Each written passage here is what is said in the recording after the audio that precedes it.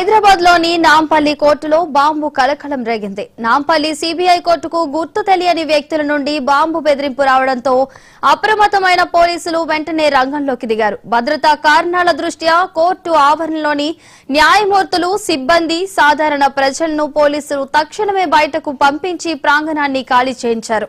సమాచారం అందుకున్న bomb squad మరియు డాగ్ స్క్వాడ్ బృందాలు కోర్టు వద్దకు చేరుకుని అణువణువు క్షుణ్ణంగా తనిఖీలు చేపట్టాయి. కోర్టు ప్రాంగణం వద్ద భారీగా పోలీసు బలగాలను మోహరించాయి. ఈ బెదిరింపు కాల్ ఎక్కడి నుంచి వచ్చింది, ఎవరు చేశారు అనే కోణంలో పోలీసులు దర్యాప్తును ముమ్మరం చేశారు.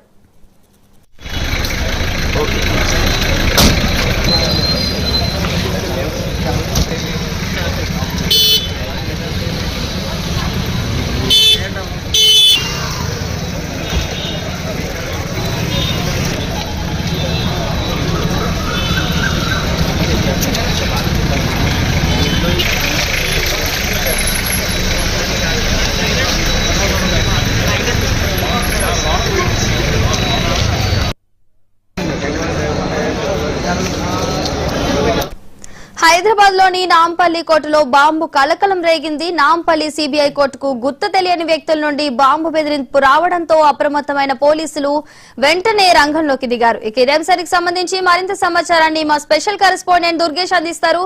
దుర్గేష్, చెప్పండి. హైదరాబాద్ నాంపల్లిలో ఉన్న క్రిమినల్ కోర్టు బాంబు బెదిరింపు కాల్ రావడం అప్రమత్తమైన పోలీసులు, డాగ్ స్క్వాడ్, క్లూజ్ టీం రంగంలోకి దిగినటువంటి పరిస్థితి. లోపల ఉన్నటువంటి స్టాప్ ఏదైతే ఉందో అడ్వకేట్స్ కానివ్వండి, న్యాయమూర్తులు కానివ్వండి, అక్కడ ఉన్న సిబ్బంది కానీ, నేరాలు ఎవరైతే ఉన్నారో అందరూ కూడా కోర్టుకు హాజరైతున్న సమయంలోనే బాంబు కాసేపట్లో పేలుతుందని చెప్పి సమాచారం రావడంతో ఉన్నటువంటి పోలీసులు అప్రమత్తం కావడంతోనే మొత్తం ఇక్కడ ఉన్నటువంటి అందరూ కూడా పరుగులు తీసిన పరిస్థితి. అందరినీ కూడా పోలీసులు లోపలికి వెళ్లి అందరూ ఎవరైతే లోపల ఉన్నారో వాళ్ళందరూ స్టాఫ్ అందరూ కూడా బయటకు తీసుకొచ్చి పంపించిన పరిస్థితి.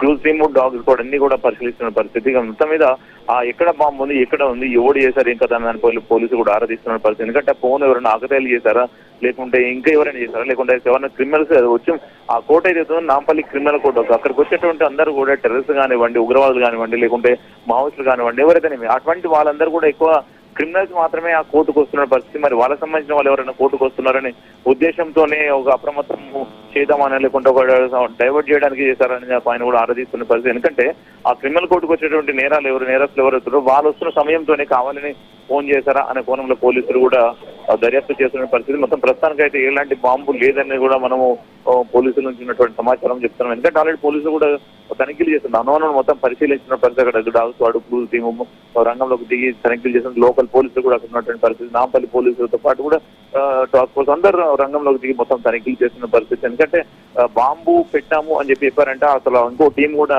టెక్నికల్ టీం కూడా ఎవరు చేశారు, ఎందుకు చేశారు దానిపైన కూడా ఆరాధిస్తున్నట్టు ఒక పక్కన ఇప్పుడు బాంబు ఉందా లేదని తెలిసే పనిలో కూడా పోలీసులు ఇక్కడ బాంబు స్క్వాడ్ కూడా తనిఖీలు చేస్తున్నటువంటి పరిస్థితి. ఏదేమైనా కానీ ఇటువంటి ఆకతాయిలు చేసి ఇబ్బంది గురి చేస్తామని కూడా చెప్తారు. గతంలో కూడా చూసుకుంటే హైకోర్టు కూడా బెదిరింపులో కాల్ వచ్చిన పరిస్థితి. నిన్నటి వరకు ఎయిర్పోర్ట్ కు బెదిరింపు కాల్ వచ్చిన పరిస్థితి. ఎయిర్పోర్ట్ లో ఫ్లైట్ కు పెట్టామని చెప్పి బెదిరింపులో పాల్పడడం, ఇటువంటి వెనక చూసుకుంటే మరి ఎవరు చేస్తున్నారు, కేవలం కావాలని డైవర్ట్ చేయడానికి టార్గెట్ చేసి బెదిరింపులకు పాల్పడుతున్నారు, లేకుంటే ఎవరు చేస్తున్నారు పైన కూడా పోలీసులు మరో పక్కన ఆరాధిస్తున్నారు. ఈ రోజు చేసినటువంటి కేసు మెయిన్ గా ఇంపార్టెంట్ కేసులు సివిల్ కోర్టులో కానీ మెయిన్ కేసులు ఏమున్నాయి, లేకుంటే వేరేకు సంబంధించినటువంటి క్రిమినల్ కేసులు ఎవరైనా మెయిన్ ఇంపార్టెంట్ నిందితులు ఎవరైనా తీసుకొస్తున్నారా అన్న దానిపైన కూడా ఆరాధిస్తారు. ఎందుకంటే వాళ్ళు చేస్తున్న సమయంలోనే కావాలనుకుని వాళ్ళు తప్పించే ప్రయత్నంలోనే ఇట్లా బాంబు బెదిరింపులకు పాల్పడుతున్నారు, లేకుంటే ఏం జరుగుతుంది అన్న దానిపైన కూడా పోలీసులు మరో పక్కన ఆరాధిస్తున్నటువంటి పరిస్థితి ఉన్నది.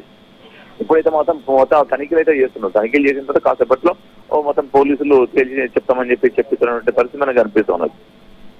Thank you Durgesh.